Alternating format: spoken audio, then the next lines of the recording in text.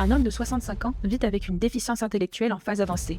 Il est sous tutelle, est bien intégré dans son institution et a beaucoup vu ses petits-enfants ces dernières semaines. Il exprime au médecin son souhait de recourir à l'aide à mourir, car il souffre de sa déficience et souhaite arrêter ses traitements antidépresseurs. Je pense que ça ne remplit pas encore toutes les conditions. J'étais pas au courant du texte de loi. Par contre, j'aimerais pas que ce soit possible. Non, je pense que non.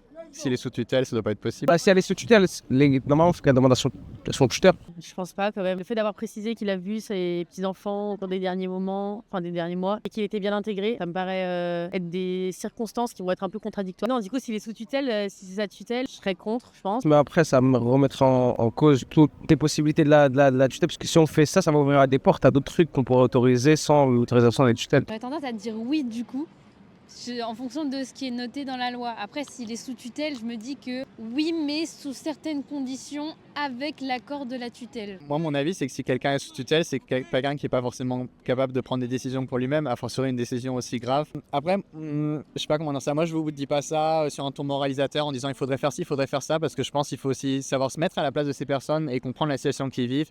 Et la vraie question, c'est pas est-ce qu'on leur donne le droit de mourir ou pas, c'est comment est-ce qu'on fait pour qu'ils vivent dans les meilleures situations possibles les derniers jours. Ça, je pense que ça devrait être la question qu'on doit tous se poser. Tellement de circonstances et de cas précis que soit il faudra faire un texte bien très précis dans toutes les lignes, voilà, mais sinon ça me paraît compliqué avec des cas de tutelle comme ça. Si la loi passait, ce serait possible. Il réunit 5 critères d'éligibilité. Il est majeur, il est français, il est atteint d'une affection grave et incurable en phase avancée, et il présente une souffrance psychologique liée à cette affection qui est soit réfractaire au traitement, soit insupportable selon la personne lorsqu'elle a choisi de ne pas recevoir ou d'arrêter de recevoir un traitement. Être apte à manifester sa volonté de façon libre et éclairée, c'est effectivement un critère qui pourrait faire coincer. Cependant, aucune évaluation formelle du discernement psychiatrique n'est requise. Les amendements qui en demandaient une ont été rejetés. De même, les personnes sous tutelle, donc pour lesquelles la société a considéré qu'elles n'étaient pas aptes à sauvegarder leurs intérêts seuls, n'ont pas besoin de l'accord du juge des tutelles, qui est simplement informé et donnera un avis non contraignant.